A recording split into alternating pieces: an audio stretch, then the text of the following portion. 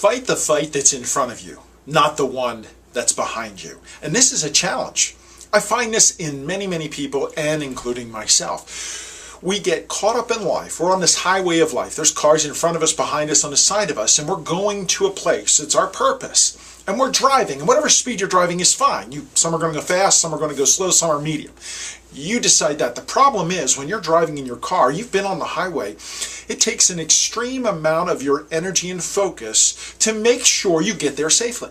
Because there's other cars and things are changing constantly.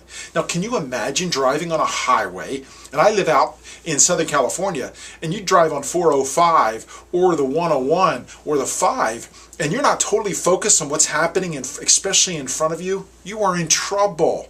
But can you imagine driving on that highway where your head is turned around and you're looking behind you half the time, a third of the time, 10% of the time? Outside of a half of a second to check for your blind spot, you should never be looking over your shoulder behind you. You should constantly be looking in front of you. And in life, we're doing this a lot. We're looking at our past hurts, our failures, our frustrations, the betrayals, divorces, whatever has happened, and we're so focused on that hurt, we're reliving that emotion every day. So we're looking back over our shoulder. We're reliving the fight we had from the past instead of the fight that's coming up in the future. Now, here's what you need to do. Here's how you can get past all of this. You need to give everything in your life from your past a proper burial. Now, you've been through a funeral service. You know that if a loved one or a friend dies, they go through a proper burial. That means there's things that are done, including putting them into the ground, burying them. And we have to do that with our past. Every hurt, every betrayal, every divorce, every setback, every failure, we have to give it a proper burial. Because if we don't, who would ever leave a dead thing, a person or a pet, on the side of the road?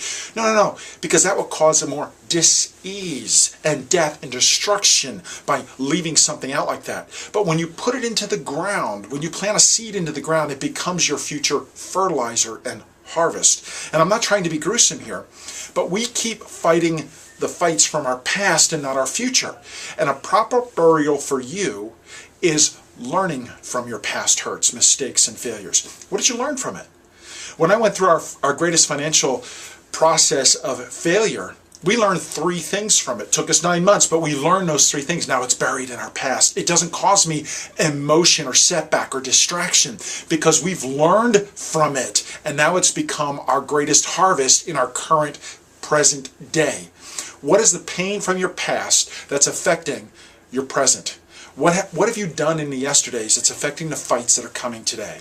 Learn to give it a proper burial, because if you don't bury it, it's coming back to haunt you. My name is Ed Carcarey, and I'd love to connect with you at edcarcarey.com. Find your passion. You'll find your life.